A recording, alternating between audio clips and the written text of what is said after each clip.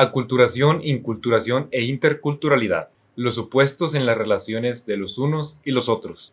Artículo por Luis Mujía Bermúdez. Para comenzar, cabe reconocer la aculturación, la inculturación y la interculturalidad como modelos de relación social entre culturas. A partir de esto, queda entendido que existe un intercambio social, el cual puede ser visto desde distintos aspectos. Esto supone una forma de reciprocidad en la cual una parte toma la iniciativa y la otra toma una actitud receptiva. Entonces, en esta relación existen los unos y los otros. Con el acelerado proceso de globalización hay un esfuerzo por destacar las diferencias, pero no necesariamente desaparecen las formas de subordinación o dominación existentes entre las culturas. Luis Mujica Bermúdez examina la relación entre aculturación, inculturación e interculturalidad, buscando encontrar el sentido a la relación de los unos y los otros. Aculturación: privar al otro de su cultura, categoría en el campo económico y político.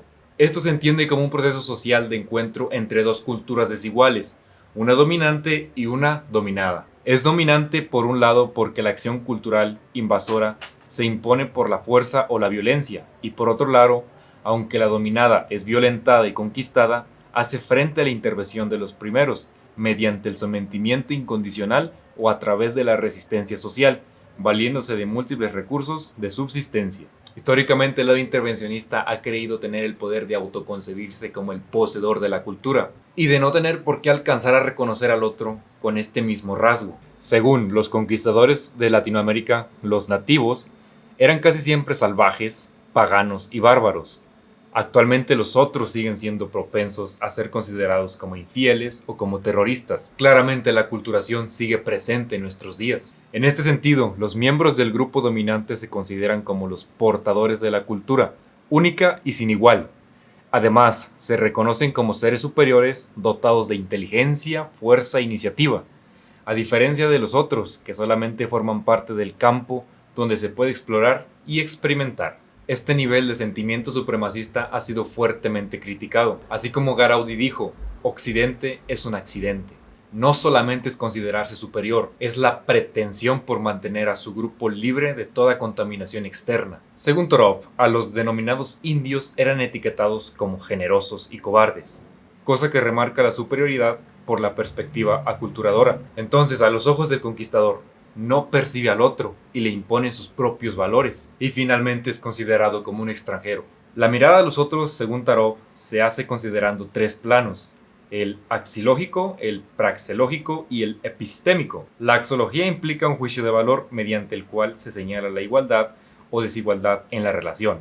Praxeológico es el proceso o la acción de acercamiento o alejamiento respecto del otro, y que hace en términos de identificación, de asimilación y de neutralidad o indiferencia, esto es, amigos o enemigos. Finalmente, el epistémico: uno puede ignorar o conocer la identidad de los otros, esto es, pueden ser aceptados o negados. Es en un plano de la existencia y los valores que se remarca el rechazo hacia los otros, pues no son iguales, no podrán igualarse a los unos, siguen siendo seres de segundo nivel, tienen que ser civilizados o aculturados.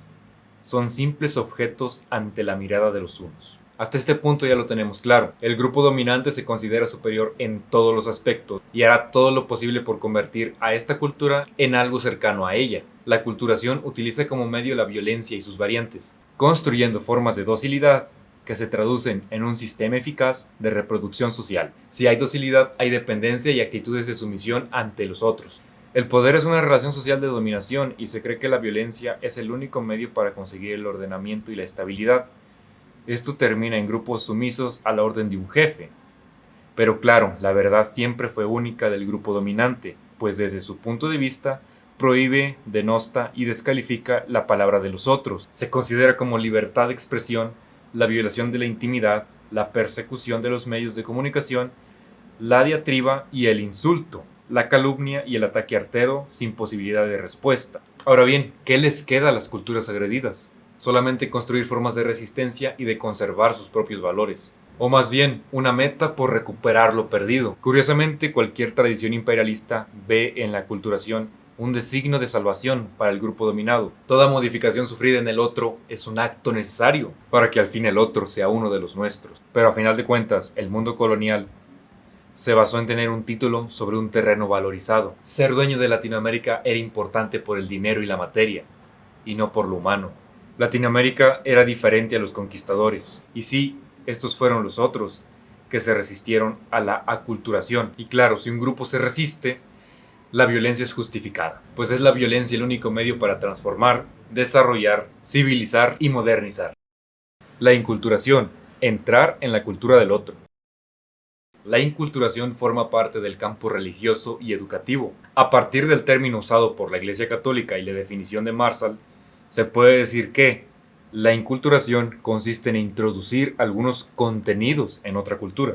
Desde esta perspectiva, la cultura es un término polisémico, donde acepta que cada pueblo tiene su historia y que ésta es transmitida bajo diferentes formas. Esta produce y genera sentidos para su existencia, produce riquezas para intercambiar, distribuir y consumir, se organiza internamente y constituye instituciones para vivir ordenadamente. Los grupos tienen una serie de valores y modos de controlar y de relacionarse con la trascendencia, pero no pueden estar aislados completamente. Aunque se reconocen todos los rasgos, esta cultura está por debajo de otras culturas desarrolladas o civilizadas, razón suficiente por la cual deben ser inculturadas. Aunque la cultura deja de ser normativa y evolutiva, y se acepta la pluriculturalidad, se establece que la cultura de los otros de algún modo, en algún contenido, no está totalmente realizada y que merece la atención necesaria para su finalización. Para conseguir esto, entran en acción los agentes extranjeros para brindar la ayuda. Se consideran enviados a transformar, desarrollar, crecer, sanar y modificar a los otros. Se cree tener la verdad y los valores universales que deben mostrar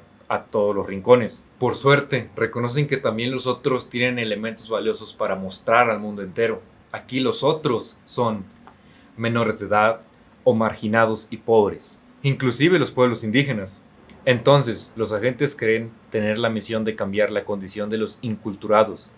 Es ayudarlos a que puedan tomar en sus manos su propio destino. Los otros de algún modo no tienen las condiciones o no están a la altura de las capacidades de los unos, pero se les reconocen ciertas potencialidades, que siente y piensa, organiza y actúa, y que tiene proyectos y anhelos. Ahora bien, ¿cuál es la finalidad y objetivos de la perspectiva inculturadora?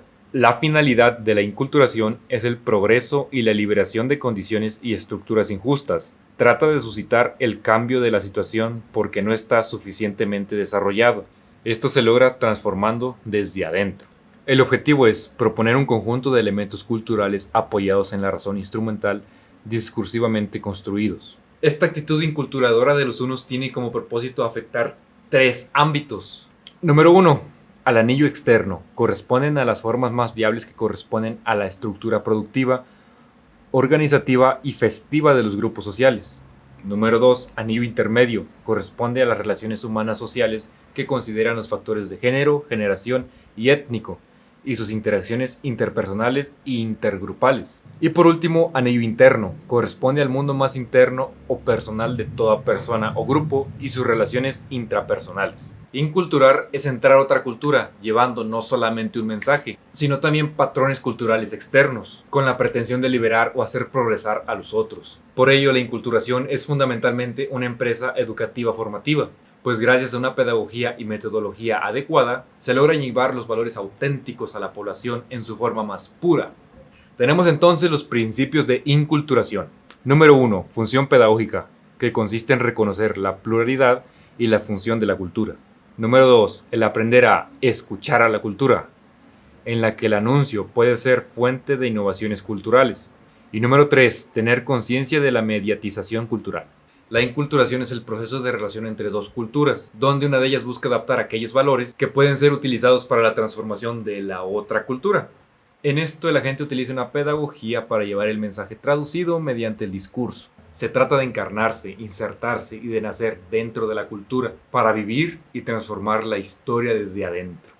La interculturalidad, una relación recíproca. La interculturalidad se ubica en el plano de la formación y la educación. Es el proceso por el cual las culturas intercambian y construyen patrones culturales comunes de manera consensual o pactada, pero manteniendo sus identidades plurales. Las culturas son potencialmente universales y están abiertas a las otras. La interculturalidad puede dar el florecimiento de nuevas formas. Esto es, la interculturalidad implica sociedades plurales y abiertas. Por su parte, los actores locales, ante la presencia de factores globalizantes, generan estrategias de recepción y acomodación, pero también generan mecanismos de resistencia. Tomando en cuenta que la existencia de mayor información produce mayor participación y reclamo ciudadano, esto significa que hay que dar más poder a los actores. Ojo, a diferencia de la aculturación e inculturación que tenían agentes de cambio, la interculturalidad no posee agentes, más bien posee actores. La interculturalidad sin duda es el proceso más difícil. No hay culturas puras, neutrales o superiores. Además, las culturas necesariamente se interpretan mutuamente y de manera permanente siguiendo su propia intuición. Aquí toda cultura tiene interpretación, sea propia o externa. En todo caso, tanto los unos como los otros se les reconocen capacidades, como la razón, la libertad y la individualidad. La interculturalidad supone que los grupos están voluntariamente comprometidos a mantenerse relativamente abiertos por la reciprocidad, a no hacer daño al otro y estar abiertos al cambio.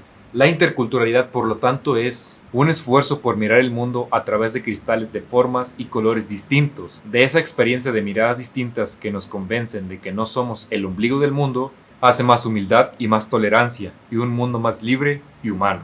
En estas relaciones interculturales lo que prima es el desarrollo humano y el mundo de la subjetividad, donde las comunidades interculturales tienen como dificultad real el inventar espacios comunes y sostenibles. Este modelo tiende a usar el diálogo y la argumentación como su principal medio de interacción, encuentro y construcción de un espacio común. Las relaciones son de respeto y tolerancia de las diferentes racionalidades y se apuesta por influir en los diversos campos de la vida socialmente delimitados.